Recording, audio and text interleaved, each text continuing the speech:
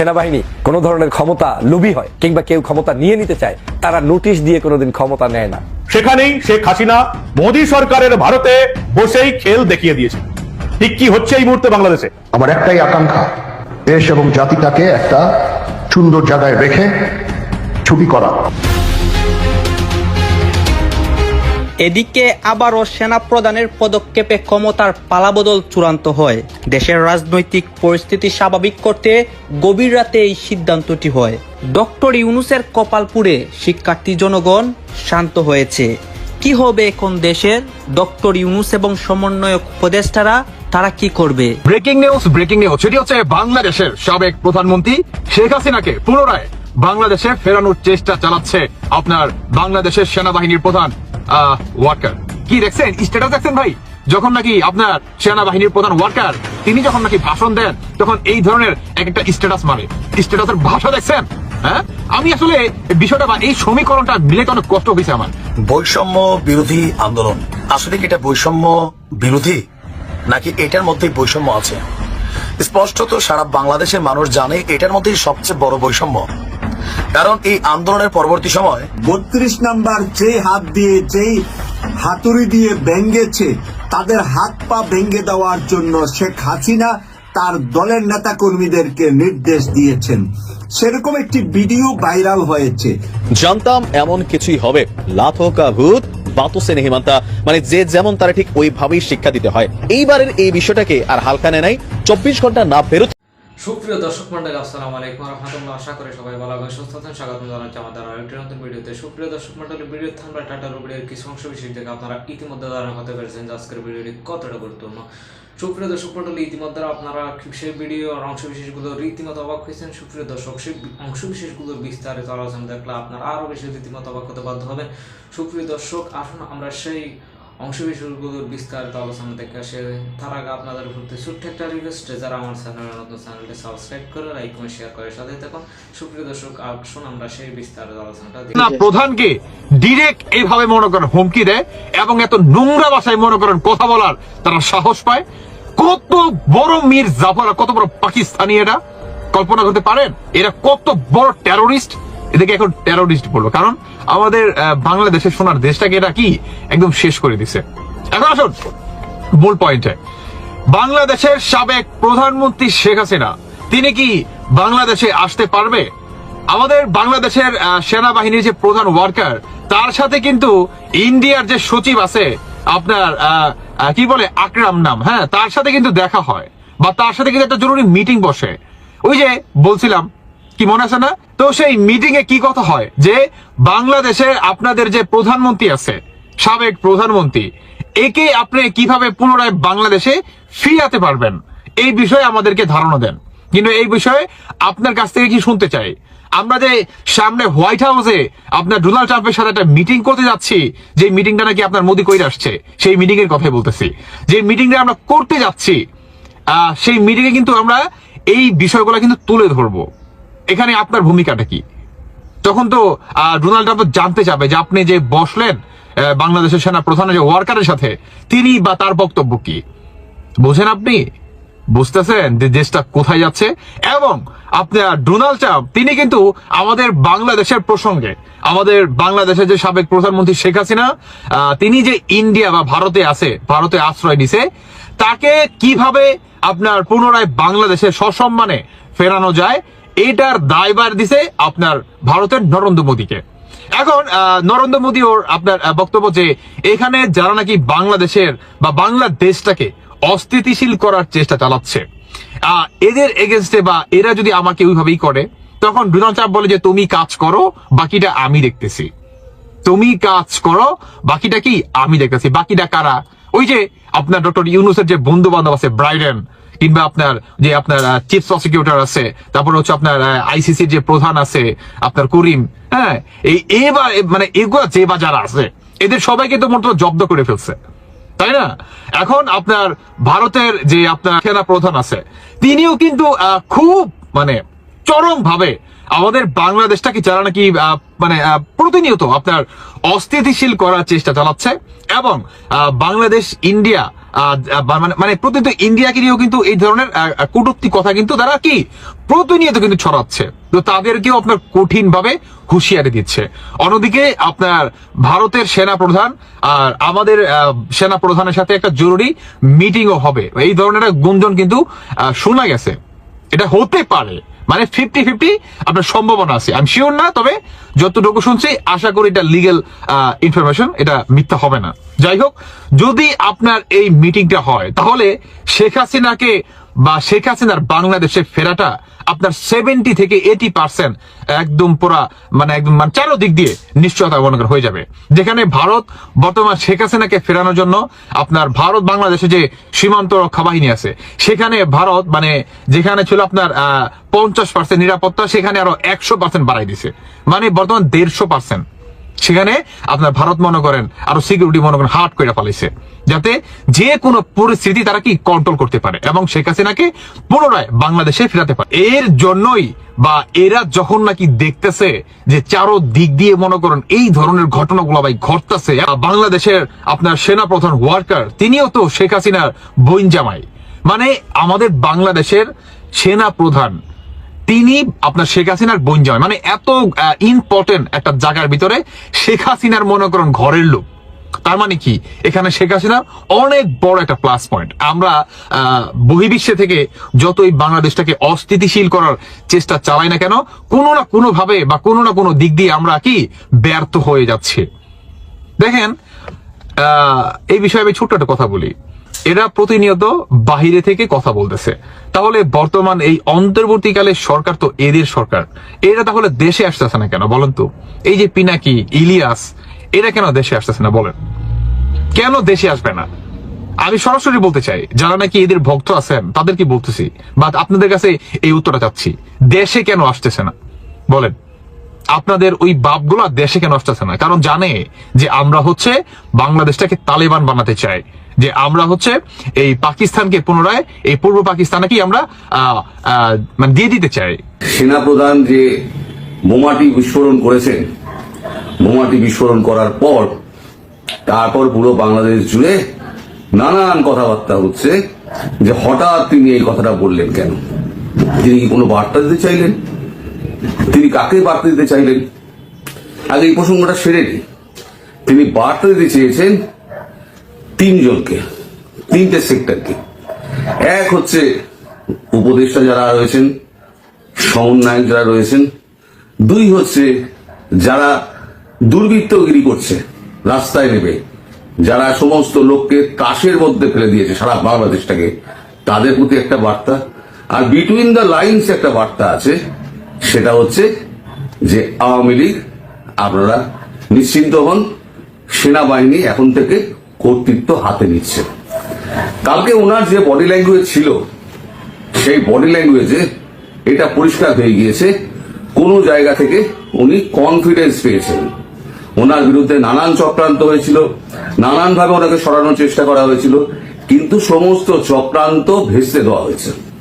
চক্রান্ত ভেস্তে দিয়ে তাকে একটা নিশ্চিন্ত জায়গায় পৌঁছে দেওয়া হয়েছে, যেখান থেকে উনি সবাইকে একত্র করতে পেরেছেন। একত্র করে একটা সেনানায়কের মতো একটা বার্তা সেটা বাংলাদেশের মানুষকে দিয়েছেন।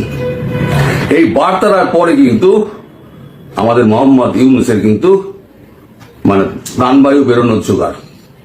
আমি শুনেছি, মানে আমার কানে এসছে যে সেনানায়ক এই বার্তা দেওয়ার পর কালকে রাতে ডক্টর ইউনূস তিনি তার যমুনাতে উপদেষ্টাদের নিয়ে একটা বৈঠক করেছেন।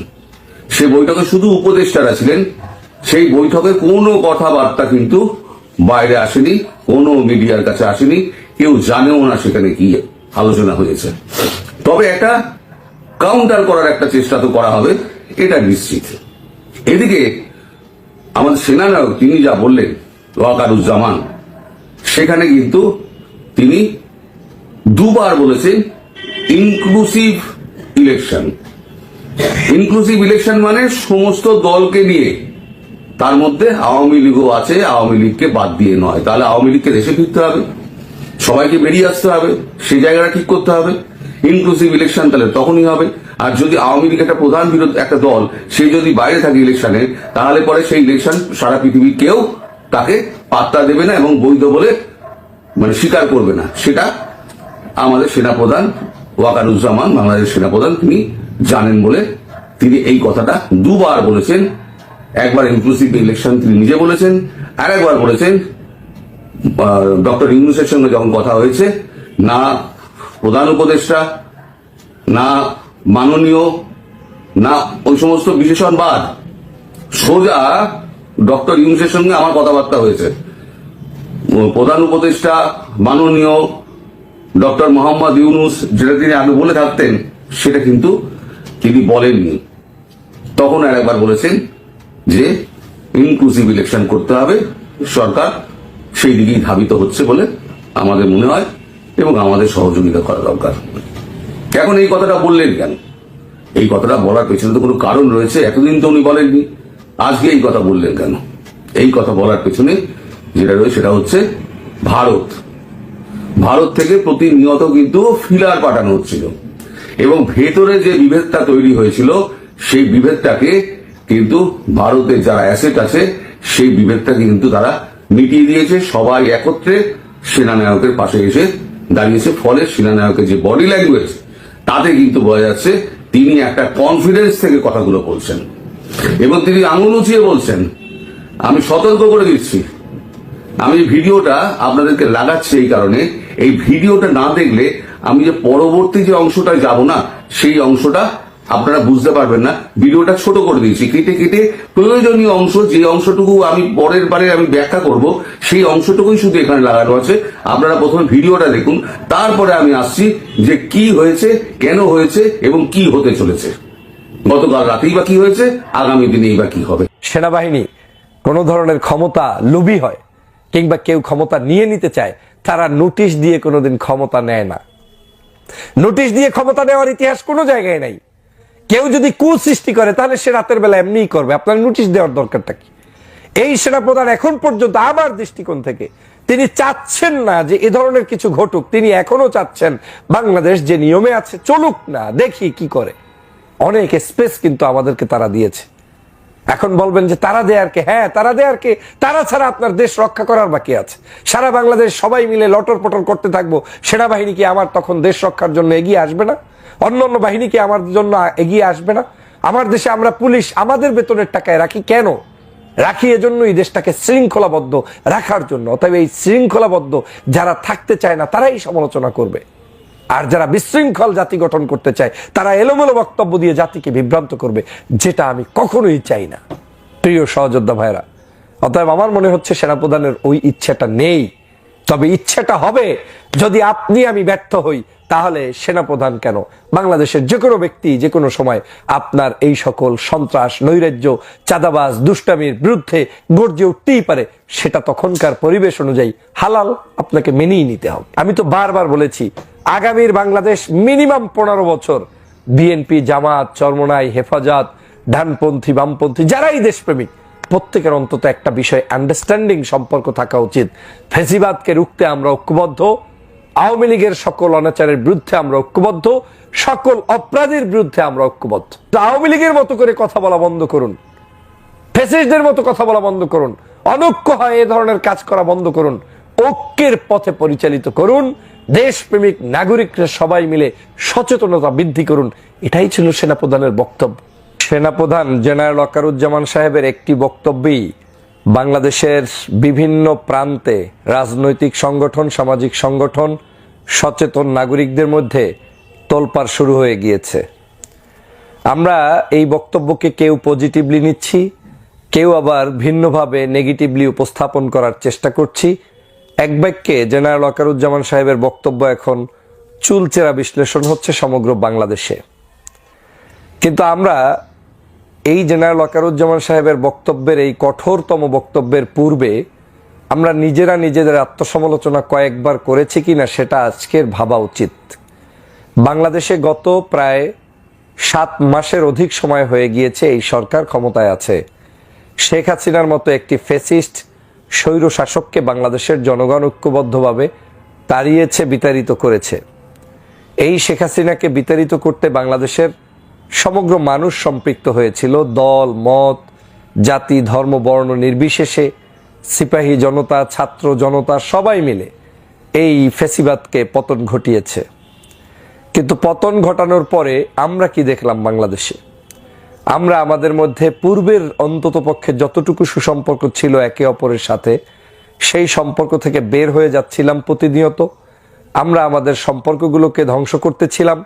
অনৈক্যের বীজ বপন করতে করতে এমন পরিস্থিতি তৈরি হলো যে আওয়ামী লীগ যে ভাষায় বিরোধী দলকে ঘায়েল করত, আওয়ামী লীগ যে ভাষায় একে অপরকে দমন করত, ঠিক একই স্টাইলে আমাদের কোনো কোনো রাজনীতিবিদরা বক্তব্য দিয়ে ঘায়েল করা শুরু করলো। যেমন আমি তীব্র ভাষায় আপনাদেরকে প্রতিবাদ জানিয়ে বলতে চাই, আমরা আওয়ামী লীগের সময় দেখতাম মাহফিল বন্ধ হতো। মাহফিলগুলোর মধ্যে গিয়ে কোনো একজন দুষ্কৃতিকারী আওয়ামী লীগের লোক একজন ওয়াইজিনের দাড়ি টেনে ধরতো, মাইক টেনে ধরতো, ওয়াজ করতে নিষেধ করতো, বলতো আপনি দলীয় কথা বলবেন না। তখন কিন্তু এই দেশের সবাই মিলে তার প্রতিবাদ করত। আমরা কিন্তু এই 5ই আগস্টের পরে কোনো কোনো ব্যক্তিকে এমনও দেখেছি, সে বাংলাদেশের বড় রাজনৈতিক সংগঠনের নাম লাগিয়ে তারপরে এই মাহফিলগুলোতে আক্রমণ করেছে, ওয়াইজিনদের উপরে আক্রমণ করেছে। শুধু কি আমরা তাই দেখেছি? বাংলাদেশের বিভিন্ন প্রান্তে যেই শেখ হাসিনার পতিত হাসিনা যে শব্দচয়নের মাধ্যমে পদত্যাগ করতে বাধ্য হয়েছে, পতন হয়েছে, পালিয়ে গিয়েছে, সেই একই শব্দচয়ন করে এদেশের মানুষের উপরে বিভিন্নভাবে আবার নতুন করে যুদ্ধাপরাধী তকমা, রাজনৈতিকভাবে তাদেরকে ঘায়েল করার জন্য বিভিন্ন নামে ডাকা শুরু করলো। তাদেরকে বলল আবার বিচার করা হবে আগামীর যদি সংসদ নতুন করে আসে। আবার একদল আর এক দলকে চোর ডাকাত বিভিন্ন ধরনের উপমা দিতে দিতে পরিস্থিতিটা এমন দাঁড়ালো যে এখন আর কারোর সাথে কোনো সম্পর্কই নেই। তো বাংলাদেশ 5ই আগস্টের পরে এইরকম অসৌজন্যমূলক একটি পরিস্থিতি তৈরি হবে, সেটা আমাদের মতো যারা রাজনৈতিক সচেতন নেতাকর্মী রয়েছি আমরা কখনোই কামনা করি নাই। আমরা চেয়েছিলাম একটি সুন্দর বাংলাদেশ গঠন করতে, যেখানে সবাই মিলে ঐক্যবদ্ধভাবে এই দেশটাকে গঠন করব। আমরা দেখলাম এই বাংলাদেশে গত 8 মাসে কিছু কিছু ব্যক্তি এমনভাবে দলের নাম ব্যবহার করে রাজনৈতিক প্রভাবকে বিস্তার ঘটাতে গিয়ে তারা সমাজের কোনো জায়গা বাকি রাখে নাই যেখানে তাকে চাঁদা না উঠাতে হবে, কিংবা টেন্ডারবাজি না করতে হবে, কিংবা ওখানে ইনভলভ না হতে হবে। সর্বশেষ যে করুণ দৃশ্যটা গত 2 দিন আগেও দেখলাম, তরমুজের দোকানদারের তরমুজের উপরে আক্রমণ। বাজারে আপনার